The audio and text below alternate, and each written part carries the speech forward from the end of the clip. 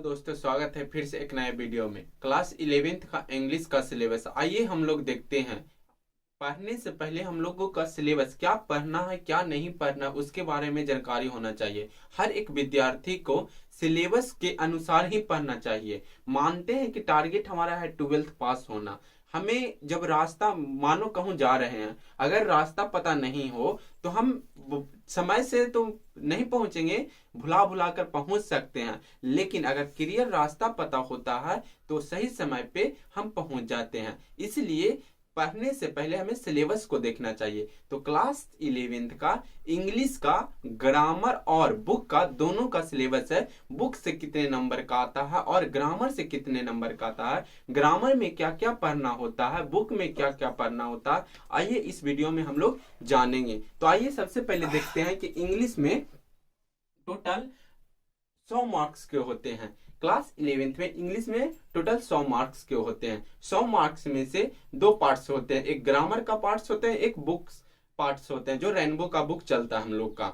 तो उसमें से आप कितने नंबर ग्रामर से पूछते हैं और कितने नंबर बुक्स से पूछते हैं, आइए देखते हैं। सबसे पहले क्या है कि इंग्लिश हम लोग का कितने मार्क्स का पूछा जाता है, 100 मार्क्स का पूछा जाता है। अब 100 मार्क्स में से दो पार्ट्स में बंटते हैं, एक ग्रामर में और एक बुक में। तो ग्रामर में ऑब्जेक्टिव का संख्या होता है, नंबर ऑफ क्वेश्चन 100 होते हैं। यानी जो एग्जाम होता है ऑब्जेक्टिव में वो 100 क्वेश्चन होते हैं। लेकिन 100 क्वेश्चन में से हम लोग का बनाना होता है 50 क्वेश्चन, यानी सोल्व एनी 50 क्वेश्चन। सोल्व हमें कितने क्वेश्चन करना पड़ता है, सिर्फ 50 क्वेश्चन। जो 100 क्वेश्चन में होता है उसमें से ग्रामर का कितना क्वेश्चन होता है और बुक का कितना क्वेश्चन होता है। तो आइए हम लोग जानेंगे कि ग्रामर का 60 क्वेश्चन होता है। कितने क्वेश्चन होते हैं, सिर्फ ग्रामर से 60 क्वेश्चन होता है। हमें बनाने कितना बोला है, सिर्फ 50 क्वेश्चन ही बोला है। तो हमें अगर ग्रामर को अच्छी तरह से पढ़ ले तो ऑब्जेक्टिव 50 में पूरे 50 बना सकते हैं, सिर्फ ग्रामर के पोर्शन पढ़ने से। बुक से 40 क्वेश्चन है। इसमें ये नहीं कहा है कि सिर्फ आप बुक के भी बनाइए और ग्रामर के। सिर्फ 100 क्वेश्चन में से 50 क्वेश्चन आपका मर्जी है, जो कोई भी बना सकते हैं। यानी अगर आपका ग्रामर सही होगा, अगर इंग्लिश ग्रामर का अगर बोला जाए कि इंग्लिश लैंग्वेज को अगर कंप्लीट करना हो तो ग्रामर पर पकड़ होना बहुत ही जरूरी है। इंग्लिश किसी भी लैंग्वेज का उसका ग्रामर बहुत ही महत्वपूर्ण योगदान होता है। तो आइए सबसे पहले इसमें दो पार्ट्स हो गए। क्या, English grammar and books. Book कौन, रेनबो का जो चलता है वो बुक्स, उसमें से भी क्वेश्चन आते हैं। यहाँ objective total number of question होते हैं 100 में हमें बनाना होता है यानी सोल्व करना होता है सिर्फ 50 क्वेश्चन। 50 क्वेश्चन, उसमें से 100 जो क्वेश्चन होते हैं ऑब्जेक्टिव का, उसमें से सिर्फ ग्रामर का क्वेश्चन 60 गो होते हैं और बुक का 40 क्वेश्चन होते हैं। ये हो गया क्या, ऑब्जेक्टिव का। आइए अब सब्जेक्टिव देखते हैं। सब्जेक्टिव में बुक से आते हैं क्या, शॉर्ट क्वेश्चन और लॉन्ग क्वेश्चन। शॉर्ट क्वेश्चन जो 2 नंबर में होते हैं, लॉन्ग क्वेश्चन जो 5 नंबर में होता है, वो बुक का क्वेश्चन रहता है। और ऐसे हम लोग को आता है 8 नंबर का। ऐसे भी आता है कितने नंबर का, 8 नंबर का।